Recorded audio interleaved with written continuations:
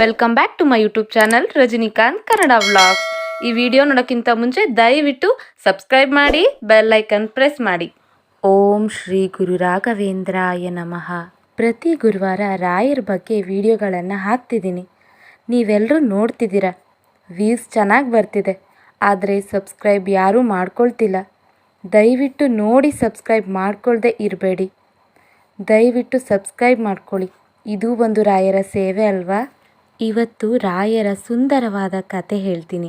ಮಂತ್ರಾಲಯಕ್ಕೆ ಹೋದಾಗ ಗುರುಗಳು ನನಗೆ ತಿಳಿಸಿದ ಅದ್ಭುತವಾದ ಕತೆ ಇದು.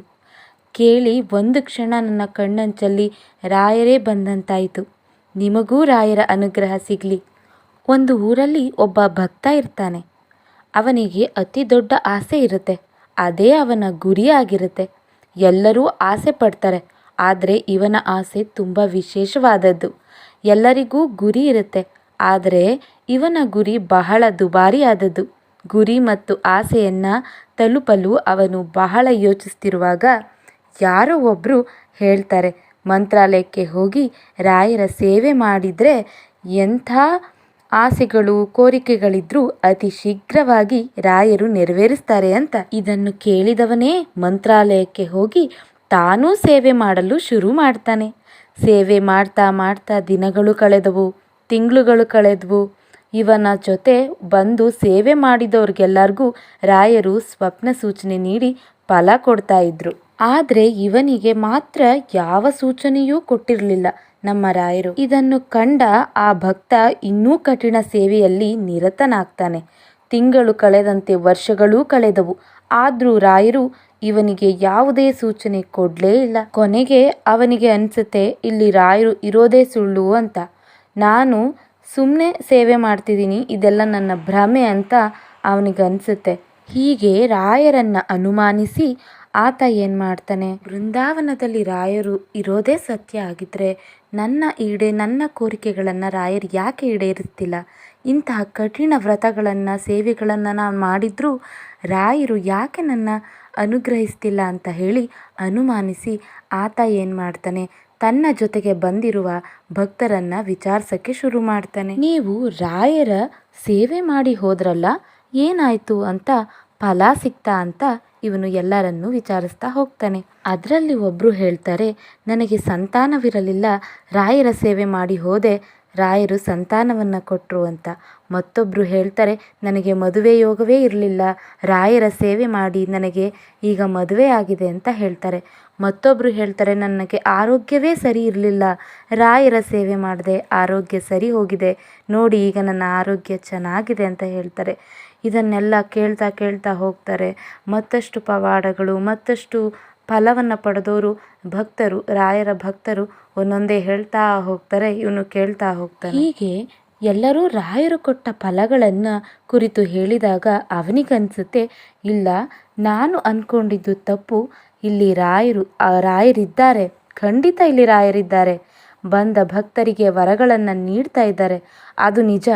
ಆದರೆ ನನಗೆ ಯಾಕೆ ಹೀಗೆ ಮಾಡ್ತಿದ್ದಾರೆ ಅಂತ ಹೇಳಿ ಸಿಟ್ಟಾಗಿ ರಾಯರಿಗಿಂತ ದೊಡ್ಡ ದೇವರು ಶ್ರೀನಿವಾಸ ದೇವರು, ಅಲ್ಲಿಗೆ ಹೋಗ್ತೀನಿ ಅಂತ ತಿರುಪತಿಗೆ ಹೋಗ್ತಾನೆ.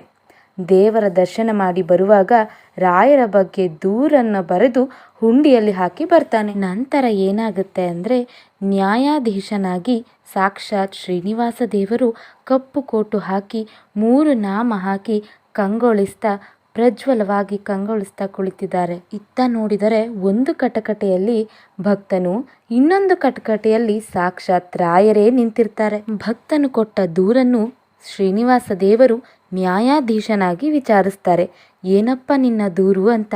ಅದಕ್ಕೆ ಭಕ್ತ ಹೇಳ್ತಾನೆ, ನೋಡಿ, ನಾನು ಎಷ್ಟೇ ಕಠಿಣ ಸೇವೆ ಮಾಡಿದ್ರೂ ರಾಯರು ನನಗೆ ಫಲ ಕೊಡದೆ ಬೇರೆ ಎಲ್ಲ ಭಕ್ತರಿಗೂ ವರವನ್ನು ಶೀಘ್ರವಾಗಿ ಕರುಣಿಸಿದ್ದಾರೆ, ಆದರೆ ಬೇರೆ ಭಕ್ತರು ನನ್ನಷ್ಟು ಕಠಿಣ ವ್ರತವನ್ನು ಮಾಡಿಲ್ಲ ಅಂತ ಅವನು ದೂರನ್ನು ನೀಡ್ತಾನೆ. ಹಾಗೆ ತಾನು ಮಾಡಿದ ಎಲ್ಲ ಸೇವೆಗಳ ಪಟ್ಟಿ ಶ್ರೀನಿವಾಸ ದೇವರ ಮುಂದೆ ಇಡ್ತಾನೆ.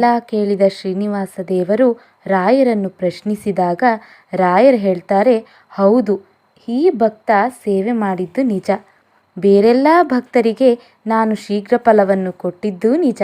ಕಾರಣವಿಷ್ಟೇ, ಬೇರೆ ಭಕ್ತರುಗಳು ಆ ಕೋರಿದ ಕೋರಿಕೆ ತುಂಬ ಚಿಕ್ಕದಾಗಿತ್ತು. ಅವರ ಕೋರಿಕೆಗೆ ತಕ್ಕಂತೆ ಅವರ ಸೇವೆಯೂ ಚಿಕ್ಕದಾಗಿತ್ತು. ಆದರೆ ಈತನ ಕೋರಿಕೆ ಬಹುದೊಡ್ಡದು. ಇವನ ಕೋರಿಕೆಗೆ ತಕ್ಕಂತೆ ಇವನ ಸೇವೆಯೂ ದೊಡ್ಡದಾಗಿರಬೇಕಲ್ವಾ? ಇವನ ಕೋರಿಕೆ ಏನಂದರೆ, ನಾನು ರಾಜಾದಿರಾಜನಾಗಬೇಕು, ರಾಜರಿಗೇ ರಾಜನಾಗಬೇಕು ಎಂಬ ಬಹುದೊಡ್ಡ ಆಸೆ ಇವನದು. ಹಾಗೆ ಇವನ ಬಹುದೊಡ್ಡ ಆಸೆಗೆ ತಕ್ಕಂತೆ ಸೇವೆಯ ದಿನಗಳು ಹೆಚ್ಚುತ್ತೆ ಅಂತ ರಾಯರು ತಿಳಿಸ್ತಾರೆ. ಮತ್ತು ಹೇಳ್ತಾರೆ ರಾಯರು, ಇವನ ಸೇವೆಗಳು ಮುಗಿಯೋದಕ್ಕೆ ಕೇವಲ 3 ದಿನಗಳು ಮಾತ್ರ ಇತ್ತು. ಅಷ್ಟರಲ್ಲಿ ಇವನು ತಾಳ್ಮೆಯನ್ನು ಕಳೆದುಕೊಂಡು ನನ್ನ ಮೇಲೆ ದೂರ ಹೇಳೋದಕ್ಕೆ ಬಂದಿದ್ದಾನೆ, ನಂಬಿಕೆಯನ್ನು ಕಳ್ಕೊಂಡು ನನ್ನ ಮೇಲೆ ದೂರ ಹೇಳೋದಕ್ಕೆ ಬಂದಿದ್ದಾನೆ ಅಂತ ಹೇಳ್ತಾರೆ ನಮ್ಮ ರಾಯರು. ಇದನ್ನೆಲ್ಲ ಶಾಂತವಾಗಿ ಕೇಳಿದ ಶ್ರೀನಿವಾಸ ದೇವರು ದೂರು ನೀಡಿದ ಭಕ್ತನಿಗೆ 100 ಚಡಿ ಏಟುಗಳನ್ನು ನೀಡಲು ಆದೇಶ ಕೊಡುತ್ತಾರೆ. ಆ 100 ಚಡಿ ಏಟುಗಳು ಭಯಂಕರವಾಗಿರುತ್ತೆ, ತುಂಬ ನೋವಿನಿಂದ ಕೂಡಿರುತ್ತೆ. ಆ ನೋವನ್ನು ತಾಳಲಾರದೆ ಭಕ್ತ ಕಣ್ಣು ಬಿಟ್ಟು ನೋಡ್ತಾನೆ. ಅದು ಕನಸಾಗಿರುತ್ತೆ. ತನ್ನ ತಪ್ಪಿನ ಅರಿವಾಗಿ ನಾನೆಂಥ ತಪ್ಪು ಮಾಡಿದೆ, ರಾಯರನ್ನು ಅನುಮಾನಿಸಿ ಬಿಟ್ನಲ್ಲ ಅಂತ ಹೇಳಿ ತನ್ನ ಜೀವವಿರುವ ತನಕ ರಾಯರ ಸೇವೆ ಮಾಡ್ತಾನೆ. ನಂತರ ಮುಂದಿನ ಜನ್ಮದಲ್ಲಿ ಮೈಸೂರಿನ ಅರಸನಾಗ್ತಾನೆ. ಇದು ಇತಿಹಾಸದಲ್ಲಿ ದಾಖಲಾಗಿದೆ. ಹೀಗೆ ರಾಯರನ್ನು ಅನುಮಾನಿಸದೆ ದೃಢ ಭಕ್ತಿಯಿಂದ ಸ್ಮರಿಸೋಣ. ರಾಯರಿದ್ದಾರೆ, ರಾಯರಿದ್ದಾರೆ, ಅಂದಿಗೂ ಇಂದಿಗೂ ಎಂದೆಂದಿಗೂ ಅಂತ ಹೇಳ್ತಾ ರಾಯರ ಅನುಗ್ರಹ ಎಲ್ಲರಿಗೂ ಸಿಗಲಿ ಅಂತ ಹೇಳ್ತಾ ಈ ವಿಡಿಯೋನ ಮುಗಿಸ್ತಾ ಇದ್ದೀನಿ.